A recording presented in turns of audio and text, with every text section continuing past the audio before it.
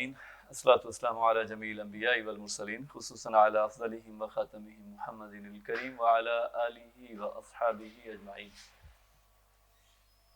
अम्मा बाद, आज हम तज़किरा करेंगे सैयदना अली अल मुर्तज़ा रज़ियल्लाहु ताला अन्हु की शख्सियत का।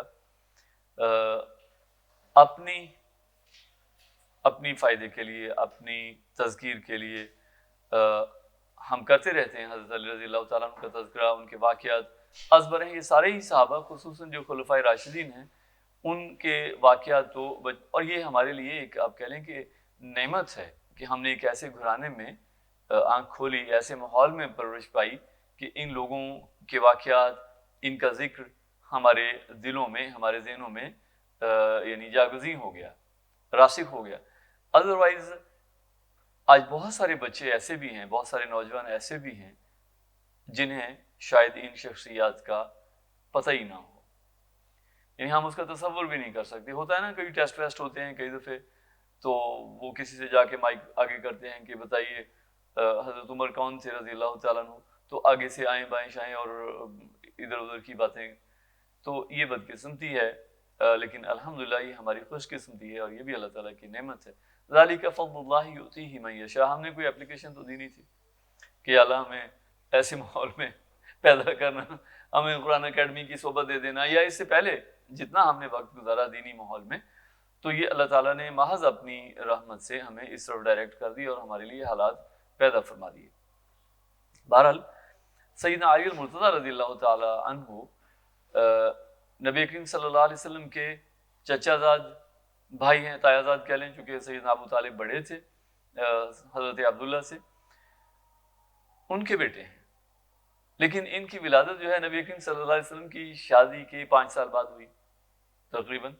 तो उस लिहाज से उम्र में नबी करीम सल्लल्लाहु अलैहि वसल्लम की बच्चों की उम्र के, यानी हज़रत रुक़ैया रज़ियल्लाहु ताला अन्हा हुज़ूर सल्लल्लाहु अलैहि वसल्लम की पहली बड़ी साहिबजादी, तो महसूस होता है कि उस एज के हैं या उनसे भी छोटे हैं। वालिद का नाम तो आपको पता है, अबू तालिब था, हाशमी थे, और वालिदा का नाम खदीजा है। हज़रत अली की वालिदा का नाम खदीजा बिनते असद है, और वो ऐसी खुशकिस्मत खातून हैं कि ईमान भी लाई और हिजरत भी की। यानी अबू तालिब के हुज़ूर सल्लल्लाहु अलैहि वसल्लम पे इतने एहसानात हैं, इतनी मोहब्बत, इतनी तवज्जो, लेकिन इस्लाम उनकी किस्मत में नहीं था, ईमान नहीं ला सके। लेकिन हज़रत खदीजा, हज़रत अली की वालिदा माजिदा, वो ईमान लाई और हिजरत भी की। हज़रत अली के औसाफ में एक तो उनका जो हुलिया है ना, वो हमारे सामने एक खाका सा जो बनता है, जो किताबों में लिखा है, दरमियाना कद था और फरबा जिस्म था, घनी दाढ़ी थी और सर के बाल अक्सर मंडवा के रखते थे, टिन करवाते थे। तो आबिद मुस्तान साहब ने टिन करवाई थी। मैंने कहा आपने हज़रत अली रज़ियल्लाहु ताला अन्हु की सुन्नत पे अमल पैरा होते हैं? तो उन्होंने कहा हाँ बिल्कुल ऐसा ही है, मेरी नीयत है।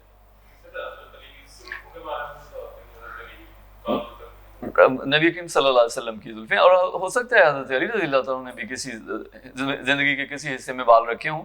ऐसे होता है, जवानी में इंसान के जज्बात और ख़ुसूसन इस मामले में कुछ और होते हैं, और बुढ़ापे में आके या थोड़ी बड़ी उम्र पे जब मैच्योर होता है तो बदल जाती है सोच इंसान की। इस मामले में तो हो सकता है रखे हों, और दोनों जायज़ हैं। इसीलिए तो शरीयत ने पाबंदी नहीं लगाई, ज़ीनत है, इंसान को अल्लाह ताला ने ज़ीनत दी है बालों से।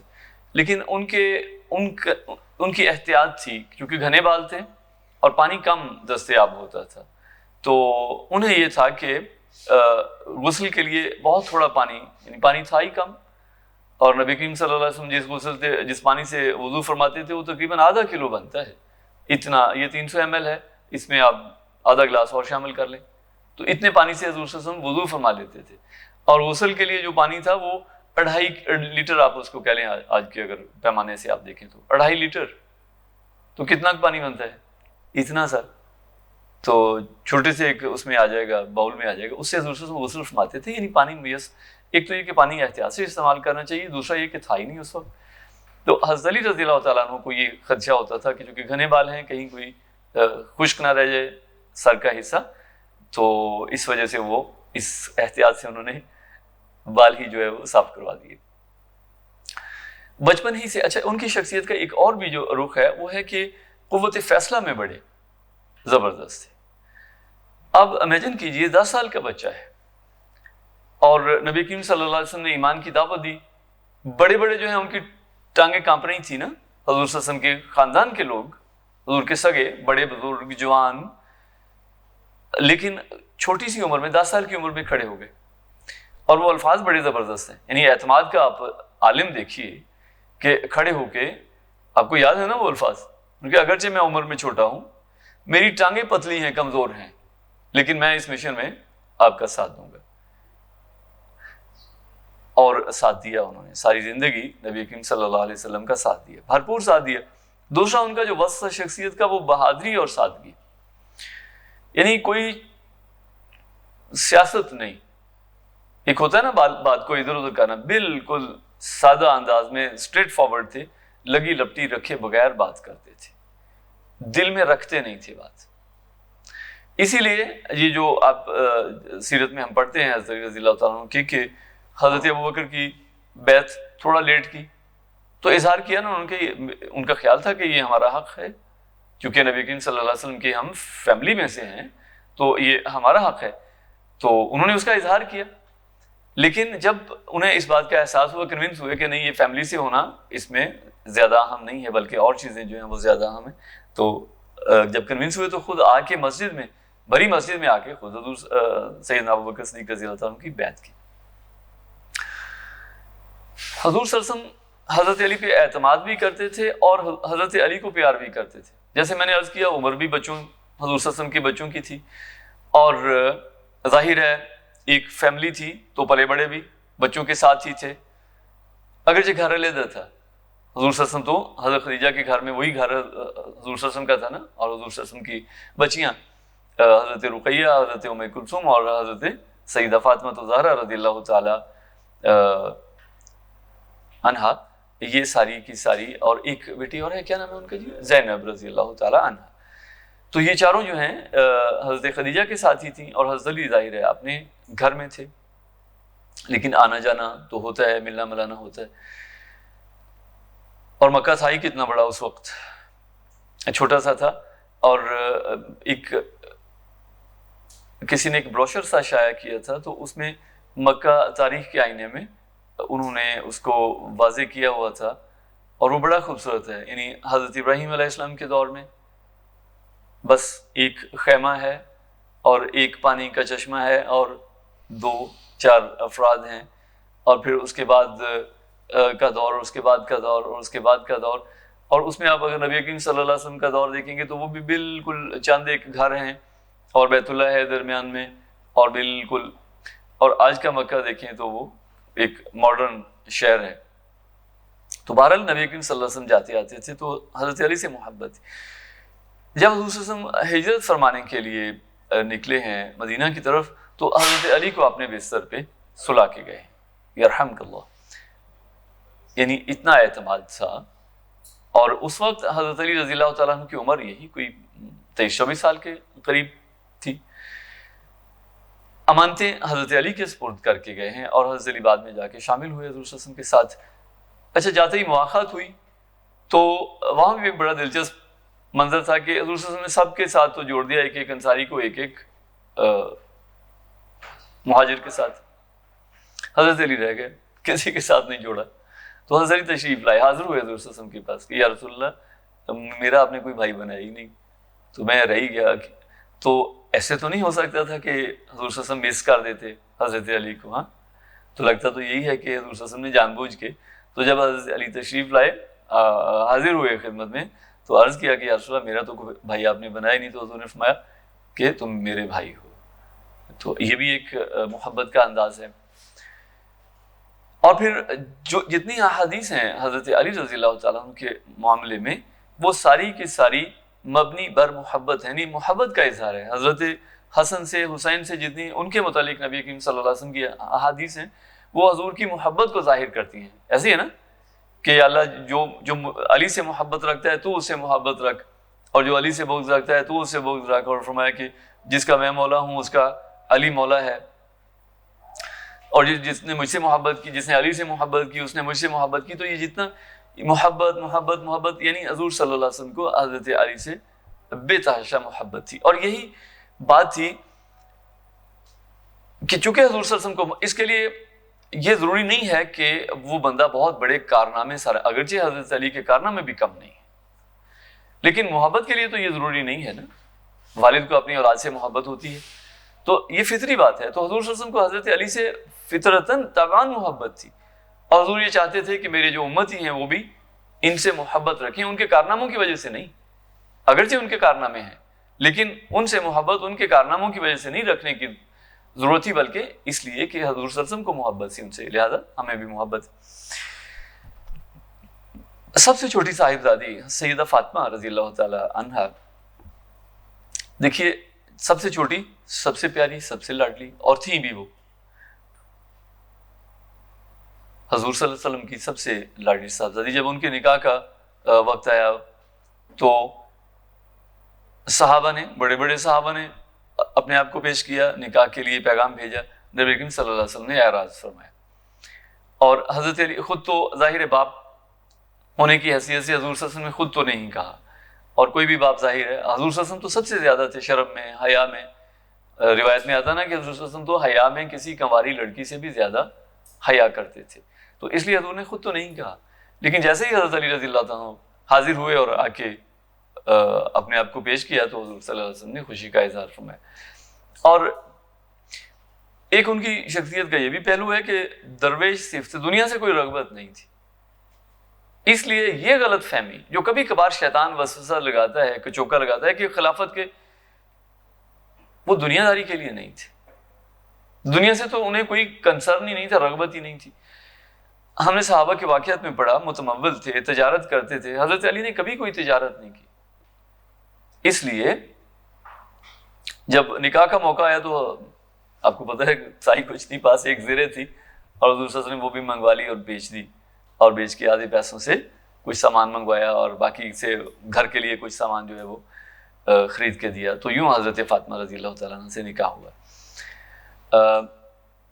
حضرت علی کی اولاد میں سے حضرت حسین اور حضرت حسن تو معروف ہیں، لیکن ان کے علاوہ بھی حضرت فاطمہ کے انتقال کے بعد متعدد شادیاں کی، 9 نکاح کیے انہوں نے، اور 14 بیٹے تھے اور 17 بیٹیاں تھیں، یعنی کثیر الاولاد تھے.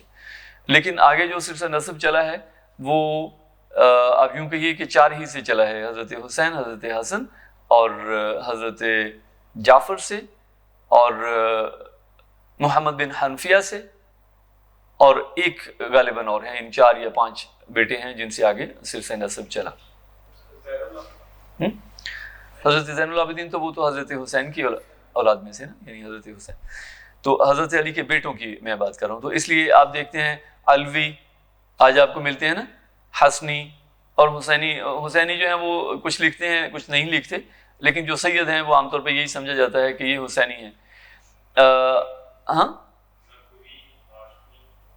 ہاشمی تو وہ ہے نا جو یعنی مطلقاً بنو ہاشم سے جن کا تعلق ہے. قریشی ان کے لیے سید ہونا ضروری نہیں ہے، یعنی حضور صلی اللہ علیہ وسلم کی اولاد سے ہونا ضروری نہیں ہے، وہ کسی اور بھی ہو سکتے ہیں. جیسے خالد ابن ولید بھی تو قریشی تھے. تو ایک دفعہ جماعت آئی ہوئی تھی یہاں پہ ایک مسجد میں، تو ان میں ایک صاحب تھے، اردن سے تعلق تھا ان کا، تو انہوں نے بتایا کہ یہ خالد ابن ولید رضی اللہ تعالیٰ عنہ کی اولاد سے ہیں. تو پتہ تھا عرب تو اپنے شجرے کے معاملے میں، نسب کے معاملے میں بہت محتاط ہوتے ہیں، اور یہ ہونا چاہیے، ریکارڈ ہونا چاہیے، ہمیں اپنے بڑوں کا پتہ ہونا چاہیے. اس میں اب کہہ لیں کہ یہ فخر کی بات نہیں ہے، ویسے ایک ریکارڈ کے لیے پتہ تو ہونا کہ ہم کون ہیں، ہمارا ماضی کیا ہے، کن سے جا کے ہمارا سلسلہ جڑتا ہے، صرف ریکارڈ کے لیے. ہاں جی کیسے کریں؟ اب تو نہیں کر سکتے ظاہر، اب ایسے کر سکتے ہیں کہ یہاں سے آگے شروع کر سکتے ہیں اپنا جو نسب ہے، سلسلہ ہے اس کو، یا جہاں تک ہمیں پتہ ہے تو وہاں سے ہم اپنا ایک ٹری بنا سکتے ہیں، فیملی ٹری بنا سکتے ہیں، اور اس میں ہمارے بچوں کو پتہ ہو کہ فلاں فلاں ہمارے رشتہ دار تھے اور فلاں. تو اب تو نہ کسی کے پاس اتنا وقت اور نہ کوئی ضرورت محسوس کرتا ہے اس کی. اب تو جو کزنز ہیں ان کے، اب یوں کہہ رہے کہ آپ کے جو کزنز ہیں ان کی اولادوں کو آپ کا نہیں پتہ ہوتا. یعنی کزن تو ٹھیک ہے، آپس میں فرسٹ کزن ہیں، لیکن جو کزنس کی اولادیں ہیں انہیں نہیں پتا کہ یہ ہمارے والد کے چچا زاد بھائی ہیں، یہ ہمارے والد کے تایا زاد بھائی ہیں. تو اتنا حالانکہ بہت قریبی رشتہ ہے لیکن انہیں نہیں پتا.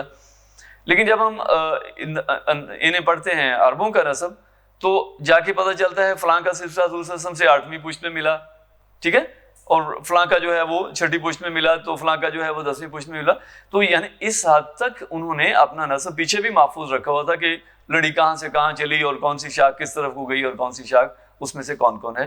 تو بہرحال علم الانساب میں ان کا ایک دنیا میں اسپیشلٹی تھی عربوں کی، باقی شاید ضرورت نہیں سمجھتے اس کی.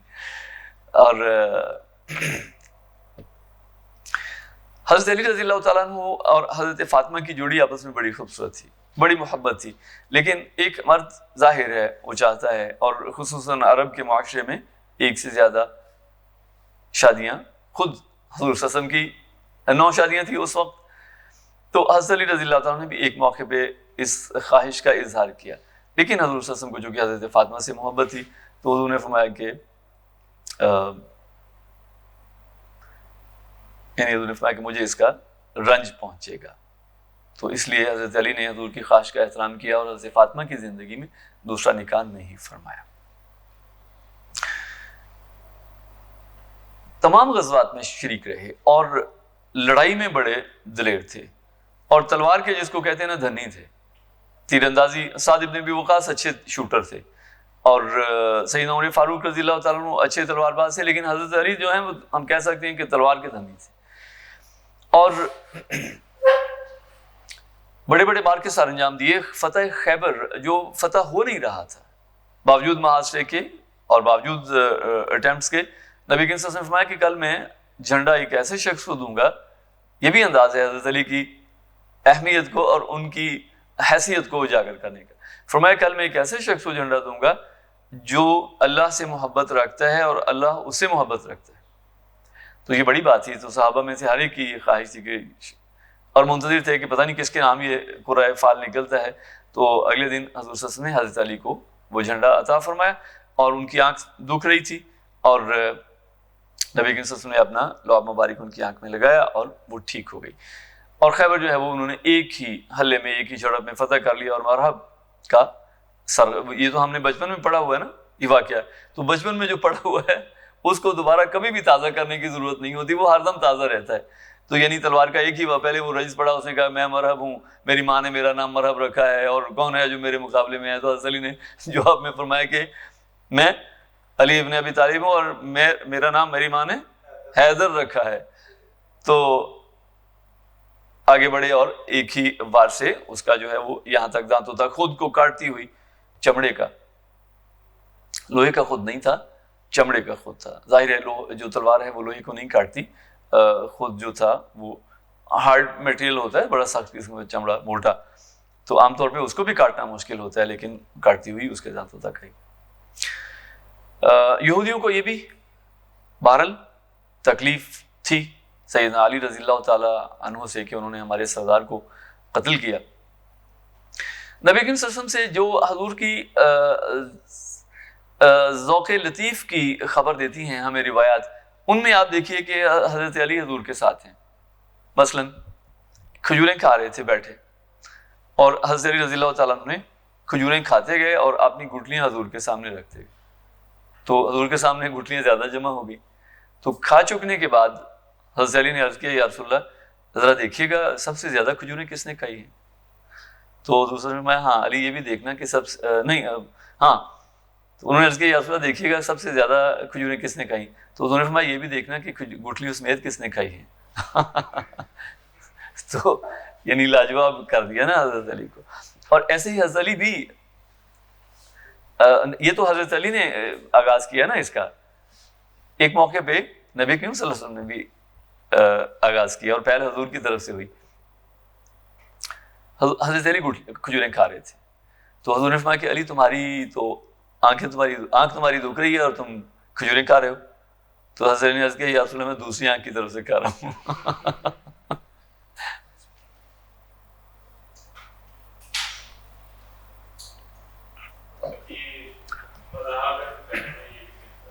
ہاں بالکل. اچھا ایک اور چیز جو ہے وہ ہے ان کا پڑھا لکھا ہونا. بہت کم لوگ تھے, گنے چنے لوگ تھے, اور حضرت علی رضی اللہ تعالیٰ عنہ ان میں سے ایک تھے جو لکھنا پڑھنا جانتے تھے. اور لکھنا پڑھنا جانتے ہی نہیں تھے بلکہ اچھا لکھتے تھے. اسی لیے آپ کو یاد ہے حدیبیہ کا معاہدہ حضرت علی رضی اللہ تعالیٰ عنہ نے لکھا, اور قرآن پاک جمع کر کے نبی کریم صلی اللہ علیہ وسلم کے پاس لے کے آئے. قرآن پاک کاتبین وحی میں سے بھی حضرت علی سر فہرست ہیں, یعنی قرآن پاک جمع کر کے حضور صلی اللہ علیہ وسلم کی خدمت میں پیش کیا. اس کا مطلب لکھنے کا شوق بھی تھا, ذوق بھی رکھتے تھے لکھنے کا. حضور کی رحلت کے بعد جتنا کہ حضور سے محبت تھی حضرت علی کو, تو اس سے ہم اندازہ کر سکتے ہیں کہ غم بھی اتنا ہی بڑا تھا. حضرت فاطمہ اس وقت زندہ تھی, حضرت علی کا غم, اور حضور صلی اللہ علیہ وسلم کی چونکہ فیملی ممبر تھے تو تجہیز اور تکفین خود انہوں نے اپنے ہاتھوں سے کی. اور اسی دوران میں خلافت منعقد ہوئی حضرت ابوبکر صدیق کی, اور حضرت علی نے ابتداءً کچھ اس میں پس و پیش کی, کچھ تحفظات تھے, لیکن بعد میں کنونس ہوئے اور بیعت کی. اس کے بعد حضرت عمر کی بیعت کی, اور اس میں انہوں نے دیر نہیں کی. حضرت عثمان کی بیعت کی, اور اس میں بھی دیر نہیں کی. یہ احساس تھا انہیں کہ یہ ہمارا حق ہے, اور اسی کو پھر بنیاد بنا کے جو شیعہ ہیں وہ اس پہ عمارت کھڑی کر دی نا پوری کی پوری. لیکن ان کے دل میں یہ احساس تھا, لیکن انہوں نے کبھی اس احساس کو اپنا عقیدہ نہیں بنایا. احساس ہونا اور چیز ہے نا, لیکن آپ اس کو اپنا عقیدہ بنا لیں کہ یہی حق ہے اور جو اس کے خلاف ہو رہا ہے وہ باطل ہے سارا. تو جیسے اب شیعوں کا عقیدہ تو یہی ہے نا کہ جو پہلے خلفائے ثلاثہ ہیں وہ تو خلافت تھی ہی نہیں, یعنی شروع ہی حضرت علی سے کرتے ہیں. تو یہ بہرحال ان میں نہیں تھا, اور حضرت عثمان رضی اللہ تعالیٰ عنہ کی بھی اسی دن بیعت کی. حضرت عثمان کے ساتھ رہے تا دم آخر. 11 سال تقریباً حضرت عثمان کا دور بنتا ہے خلافت کا. حضرت علی تا دم آخر ان کے ساتھ رہے, ان کے مشیر کی حیثیت سے, ان کے ہمدرد کی حیثیت سے, اور انہیں مشورے دیے, ان سے اختلاف بھی کیا. میں نے عرض کیا نا اختلاف کرنے میں جھجکتے نہیں تھے. اور حضرت عثمان بھی ان کی بات کو اہمیت دیتے تھے, ان کی عزت کرتے تھے. آخری جب حضرت عثمان کے خلاف بلوائیوں نے حملہ کیا اور گھیراؤ کیا, تو اس وقت حضرت علی رضی اللہ تعالیٰ عنہ کو مدینہ کی طرف, مکہ کی طرف روانہ کرنے کا حکم دیا جا چکا تھا امیر حج کی حیثیت سے. لہٰذا انہوں نے اجازت مانگی کہ میں نہیں جاتا اور رکتا ہوں آپ کی حفاظت کے لیے, یہ مجھے ڈر ہے کہ یہ آپ کو نقصان پہنچائیں گے. تو حضرت عثمان رضی اللہ تعالیٰ نے بہرحال اس بات کو قبول نہیں فرمایا. حضرت علی رضی اللہ تعالیٰ کی جو بیعت ہے وہ مدینہ میں جو صحابہ تھے انہوں نے بھی کی, اور جو باہر سے آئے ہوئے بلوائی تھے انہوں نے بھی کی. اور تقریباً حضرت عثمان کا 2 دن تو جسم اطہر جو ہے وہ پڑا رہا, اور کسی کو پاس آنے نہیں دیا بلوائیوں نے. مدینہ میں تھوڑے مسلمان تھے, اور جو تھے زیادہ تر مرد حضرات وہ حج کے لیے گئے ہوئے تھے, اور جو افواج ہیں وہ ساری کی ساری سرحدوں پہ تھی. مدینہ کی سیکیورٹی کے لیے, انٹرنل سیکیورٹی کے لیے اس وقت شاید ضرورت نہیں محسوس کی گئی اس بات کی, کہ کسی کے وہم و گمان میں بھی شاید نہیں تھا کہ کبھی ایسا موقع بھی آ سکتا ہے کہ مدینہ پہ بھی حملہ ہو سکتا ہے, اور اس میں بھی آ کے خلیفۃ المسلمین کے گھر کا گھیراؤ ہو سکتا ہے. یعنی شاید کبھی کسی نے سوچا بھی نہیں تھا, ورنہ کچھ اگر سوچا ہوتا تو کچھ انتظام ہوتا سیکیورٹی کا. اس لیے مدینہ کی سیکیورٹی تھی ہی نہیں سرے سے. اور حضرت عثمان کی, اور یہ بھی آپ دیکھیے کہ ان لوگوں کا ایمان, ہم باتیں تو کرتے ہیں بڑی بڑی اور کمپیریزن کرتے ہیں, لیکن ان لوگوں کا ایمان دیکھیے کہ انہوں نے اپنی سیکیورٹی کے لیے بھی گارڈ نہیں رکھے تھے. 2 4 رکھ سکتے تھے نا, کوئی ڈیمانڈ نہیں تھی ان کی سیکیورٹی کی. حضرت حسین اور حضرت حسن کو حضرت علی نے کھڑا کیا, حضرت عثمان نے تو ڈیمانڈ نہیں کیا. بہرحال یہ سلسلہ چلتا رہا, اور اسی دوران میں جو عبداللہ بن سبا ہے وہ مسلمان ہوا. یہودی تھا, مصر میں رہائش پذیر تھا. یہ وہاں سے واپس آیا مدینہ, اور آ کے اس نے اسلام قبول کیا, اور اس کا مدینہ میں آ کے اسلام قبول کرنا یہ بتاتا ہے، یہ ظاہر کرتا ہے کہ یہ کسی ایجنڈے پہ تھا۔ بانی مسلم کی ایک کتاب ہے، آپ کی نظر سے گزری ہوگی، مثیل عیسیٰ علی المرتضیٰ رضی اللہ تعالیٰ عنہ، یعنی حضرت عیسیٰ علیہ السلام کی مثال، وہ اس لحاظ سے کہ ان کے معاملے میں بھی دو گروہ بنے، ایک یہودی جو ان کی توہین کرتے، اور دوسرے عیسائی جو ان کے ساتھ محبت میں اتنے آگے چلے گئے کہ انہیں خدا کا بیٹا قرار دے دیا۔ امت میں بھی دو گروہ بنے، بلکہ امت میں تین گروہ بنے۔ حضرت عیسیٰ علیہ السلام کے ساتھ بھی ایک یہودی نے ان کے دین کے ساتھ، ان کے نظریے کے ساتھ غداری کی، اور اس کا نام ہے پولس، سینٹ پولس، یا پال بھی اس کو کہتے ہیں، سینٹ پال۔ یہودی تھا اور نمایاں یہودی تھا، یعنی ایسا نہیں کہ کوئی غیر معروف ہو، جانا پہچانا نام تھا۔ حضرت عیسیٰ علیہ السلام کے مخالف پیش تھا، جیسے ابو جہل تھا، اور ظلم میں، زیادتی میں بڑھ بڑھ کے حصہ لیتا تھا، اور حضرت عیسیٰ علیہ السلام کو اپنے تئیں، اپنے زوم میں جو انہوں نے سولی پہ چڑھایا اس میں بھی پیش تھا۔ اور پھر اس کے بعد حضرت عیسیٰ علیہ السلام کے حواریوں کے ساتھ بھی، یعنی تھرو آؤٹ اس کا جو ریکارڈ ہے وہ دشمنی پہ، بغض پہ، عداوت پہ مبنی تھا۔ لیکن ہوا یوں کہ جب حضرت عیسیٰ علیہ السلام کو انہوں نے اپنے طور پہ سولی چڑھا دیا تو مطمئن ہو گئے کہ اب اس نظریے کا خلا کما ہو گیا، ختم ہو گیا۔ لیکن ہوا یہ کہ حضرت عیسیٰ علیہ السلام کے حواری، اس لیے قرآن حکیم نے انہیں مثال کے طور پہ صحابہ کے سامنے رکھا۔ حضرت عیسیٰ علیہ السلام کے حواریوں کو آتا نا، وَإِذْ قَالَ عِيسَىٰ ابْنُ مَرْيَمَ لِلْحَوَارِيِّينَ مَنْ أَنصَارِي إِلَى اللَّهِ قَالَ الْحَوَارِيُّونَ نَحْنُ أَنصَارُ اللَّهِ فَآمَنَتْ طَائِفَةٌ مِّن بَنِي إِسْرَائِيلَ وَكَفَرَتْ طَائِفَةٌ۔ وہ جو حواری تھے بہت کم، 10 یا 11، اور ان میں سب سے نمایاں جو ہیں وہ پطرس تھے، جنہیں میرے خیال سینٹ پیٹر کہتے ہیں۔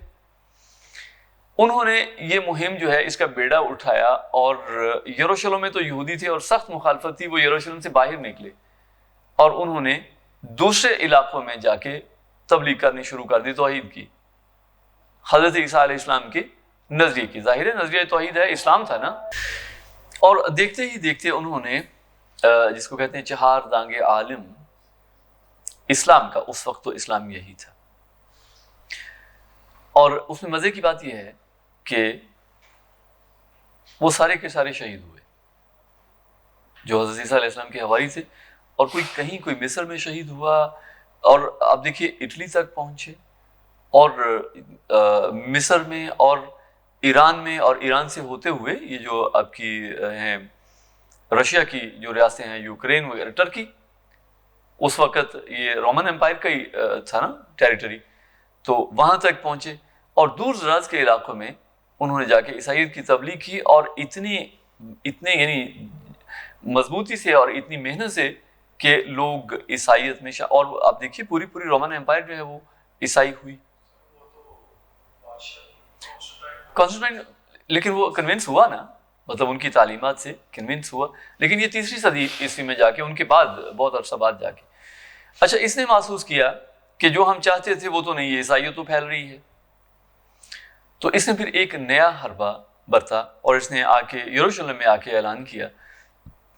اس نے کہا کہ میں جا رہا تھا اور مجھے آسمان سے ایک نور ظاہر ہوا، اور حضرت عیسیٰ علیہ السلام میرے سامنے آئے، اور انہوں نے کہا کہ تم میری مخالفت کرتے ہو اور میرے دین کی توہین کرتے ہو، تم ایمان لاؤ اور ہمارے دین کے معاون اور مددگار بنو۔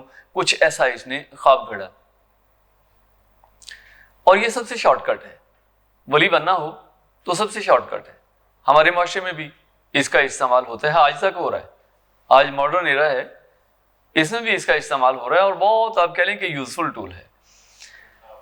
اس کو چیلنج نہیں کیا جا سکتا نا، اس کو ویریفائی نہیں کیا جا سکتا، اور جو ٹلمل یقین ہوتے ہیں وہ فوراً کہتے ہیں واہ جی واہ، اتنے بڑے پہنچے ہوئے بزرگ ہیں کہ حضور صلی اللہ علیہ وسلم کا اعتماد ہے ان پہ، اور حضور نے انہیں یہ حکم دیا۔ بہرحال اس نے، اور عیسائیت میں جو تحریف کی ہے، تثلیث کا عقیدہ گھڑا کہ حضرت عیسیٰ علیہ السلام بن باپ کے تھے، اور بن باپ کے تو کوئی نہیں ہو سکتا، تو بیٹا تو باپ کا ہوتا ہے، تو حضرت عیسیٰ علیہ السلام کا باپ وہ اللہ کے بیٹے ہیں، ظاہر ہے کوئی اور نہیں ہے تو کون ہے؟ اس نے یہ عقیدہ گھڑا اور آج تک یہ ہے عیسائیت کے بنیادی عقائد میں سے ایک عقیدہ بن گیا۔ بعین ہی اس نے عبداللہ ابن سبا نے بھی آ کے حضرت علی رضی اللہ تعالیٰ عنہ کی حمایت میں پروپیگنڈا شروع کیا کہ خلافت تو ان کا حق تھا۔ حضرت علی نے قتل کیا، اور یہ قتل ہوتے ہوئے بھی حضرت علی کا خیر خواہ اپنے آپ کو ظاہر کرتا رہا، یعنی اپنے کاز کے ساتھ اتنا کمیٹڈ تھا۔ اور ہوتا ہے انسان ایک جھوٹ پہ کھڑا ہو جائے نا تو اس کے لیے پیچھے ہٹنا مشکل ہو جاتا ہے۔ جب وہ ساری دنیا کے سامنے ایک جھوٹ بول دے تو اس کے لیے پھر اس سے پیچھے ہٹنا خود مشکل ہو جاتا ہے، اور وہ جان دینے پہ بھی تل جاتا ہے۔ بہرحال اس نے جان دی، لیکن وہ ایک ایسا بیج بو گیا امت میں جس کا خمیازہ ہم آج تک بھوگت رہے ہیں۔ اور اس کے ساتھ ساتھ حضرت عثمان کے خلاف بھی پروپیگنڈا کیا مصر میں بیٹھ کے، اور کوفہ اور بصرہ کے لوگوں کے، اور اسی کی موٹیویشن پہ لوگ جو ہیں وہ نکلے۔ یہ خود ساتھ نہیں تھا، خود پیچھے، اور یہودی کبھی بھی سامنے آ کے جنگ کر نہیں سکتے، سامنے آ کے جنگ نہیں کرے گا، پیچھے رہ کے کام واردات ڈالیں گے۔ اور آج بھی ایسا ہی ہے، فرسٹ ورلڈ وار میں، سیکنڈ ورلڈ وار میں، اور آج تک جو کچھ ہو رہا ہے اس میں آپ کو سامنے کوئی نظر نہیں آئے گا، پیچھے معصوم بن کے بیٹھے ہوتے ہیں۔ تو بہرحال حضرت علی رضی اللہ تعالیٰ عنہ کا جو دور خلافت ہے وہ آزمائش کا دور ہے، اور بڑی سخت آزمائش تھی۔ حضرت علی رضی اللہ تعالیٰ عنہ کو اپنوں کے ساتھ لڑنا پڑا، اور انہیں حضرت علی رضی اللہ تعالیٰ، اور اس میں غلط فہمیاں تھی، ہم تفصیل میں نہیں جائیں گے اور نہ ہی جانے کی ضرورت ہے، یہ ہمارا موضوع ہی نہیں ہے۔ جب ہمارے دلوں میں ان کی محبت ہے اور ہم یہ سمجھتے ہیں کہ وہ سارے کے سارے حق پہ ہیں، تو پھر ہم بال کی کھال کیوں اتاریں اور یہ فیصلہ کرنے کیوں بیٹھ جائیں؟ ہمیں کس نے یہ اختیار دیا ہے، اور ہمیں اس بات کی کیا ضرورت ہے کہ کون ٹھیک تھا کون؟ ہم تو کہتے ہیں سارے ہی ٹھیک تھے۔ لیکن بہرحال یہ ایک المیہ تھا اور ایک افسوسناک واقعہ تھا جو ہوا، جنگ جمل ہوئی، جنگ صفین ہوئی، اور اگر اس کا نتیجہ وہ جو بلوائی تھے حضرت علی کی خلافت مستحکم ہوتی تو یہ کہا جا سکتا تھا کہ چلے اچھا ہو گیا۔ لیکن وہ ظالم ایسے تھے، بدنیت تھے نا، بدنیت تھے، اور بنیاد ہی ان کی غلط تھی۔ حضرت عثمان کا قتل ہی بدنیت ہی پہ مبنی تھا، کوئی اخلاص نہیں تھا، کوئی اصلاح نظام کی مقصود نہیں تھی، کوئی اسلام کی خیر ان کے پیش نظر نہیں تھی۔ لہٰذا حضرت علی رضی اللہ تعالیٰ عنہ کو بھی موقع پا کے شہید کیا۔ پہلے تو کفر کا فتویٰ لگایا، اور بہت سارے صحابہ پہ، خوارج جنہیں کہا جاتا ہے، اور آج کے دور میں بھی یہ سوچ پائی جاتی ہے، تکفیری سوچ، دوسروں کو اسلام سے خارج کرنا کہ یہ گناہگار ہیں، فاسق ہیں، ان کے یہ جرائم ہیں، ان کے یہ جرائم ہیں، لہٰذا یہ فاسق ہیں، یہ بلکہ کافر ہیں، فاسق ہی نہیں ہیں، کافر ہیں۔ اور معتزلہ کا عقیدہ بھی یہی تھا نا، باطل فرقوں میں سے ایک فرقہ وہ بھی ہے کہ جو گناہگار ہے، چونکہ اللہ کا نافرمان ہے، وہ فاسق ہی نہیں بلکہ کافر بھی ہے۔ تو حضرت علی رضی اللہ تعالیٰ عنہ آپ کہہ لیجئے کہ 40 ہجری میں رمضان المبارک کے مہینے میں 17 یا 18 رمضان کی تاریخ بنتی ہے، 18 رمضان ہے میرا خیال، ہفتے کا دن ہے، اور عبد الرحمن ابن ملجم پہ وار کیے، اور حضرت علی سر پہ ہی وار ہوا، حضرت علی رضی اللہ تعالیٰ عنہ کے بھی سر پہ ہی وار ہوا، اور 5 دن جہاں تک مجھے یاد پڑتا ہے اس کے بعد حیات رہے۔ پوچھا گیا کہ آپ کے بعد اس کا اگر آپ شہید ہوتے ہیں تو کیا کریں، بلکہ اسی وقت پوچھا گیا کہ اس کا کیا کرنا ہے عبد الرحمن ابن ملجم کا، تو فرمایا کہ اگر میں شہید ہو گیا تو اس کو قصاص میں قتل کر دینا، اور اگر میں زندہ رہا تو پھر میں اس کا حساب خود کر لوں گا، اسے میں نمٹ لوں گا۔ اور خلافت کے متعلق استفسار کیا گیا کہ اگر آپ اجازت دیں تو ہم حضرت حسن کے ہاتھ پہ، دیکھیے حضرت حسن بڑے تھے نا، تو انہی کے ہاتھ پہ انہوں نے، جو ساتھی تھے، انہوں نے کہا کہ ہم بیعت کر لیں، تو حضرت نے فرمایا کہ میں نہ تمہیں اس بات سے منع کرتا ہوں اور نہ ہی میں تمہیں اس کا حکم دیتا ہوں۔ واضح بات ہے نا، یہ بالکل صاف بات ہے، منع کرنے کی بھی کوئی وجہ نہیں ہے نا۔ اگر کنسنسس ہوتا ہے، امت ایک شخصیت پہ اتفاق کرتی ہے تو پھر منع کیوں کیا جائے اس میں؟ اور حکم دینا، نامزدگی، وہ بھی مناسب نہیں ہے کیونکہ یہ مشورے سے طے ہونے والی چیز ہے۔ اس لیے حضرت رضی اللہ تعالیٰ نے ان دونوں سے احتراز فرمایا اور اپنی جان جو ہے وہ جان آفرین کے سپرد کی۔ اور اس کے علاوہ ان کی شخصیت کے بہت سارے پہلو ہیں۔ حکم میں، یعنی ہم پڑھتے ہیں نا جب خطبہ جمعہ سنتے ہیں، پڑھنے کی نوبت تو کم ہی آتی ہے، سنتے ہیں تو اس میں آتا ہے وَأَقْوَاهُمْ عَلِيمٌ، قضاء میں سب سے زیادہ بہتر فیصلہ کرنے والے تھے، اور ان کے فیصلے کمال کے فیصلے، آپ نے وہ اونٹوں والا سنا ہوگا، روٹیوں والا سنا ہوگا، تو کمال کے فیصلے ہوتے تھے، اس میں کوئی شک نہیں کہ وہ گناگوں صفات کے حامل تھے۔ اللہ تعالیٰ ہماری طرف سے انہیں بہترین جزا عطا فرمائے۔ اور اصل بات یہ ہے کہ ان کی محبت اور صرف محبت، جہاں محبت ہو وہاں کچھ اور نہیں ہوتا، نہ سوال ہی پیدا نہیں ہوتا۔ تو اللہ تعالیٰ ہمیں ان سے سچی محبت نصیب فرمائے۔ وآخر دعوانا الحمدللہ رب العالمین۔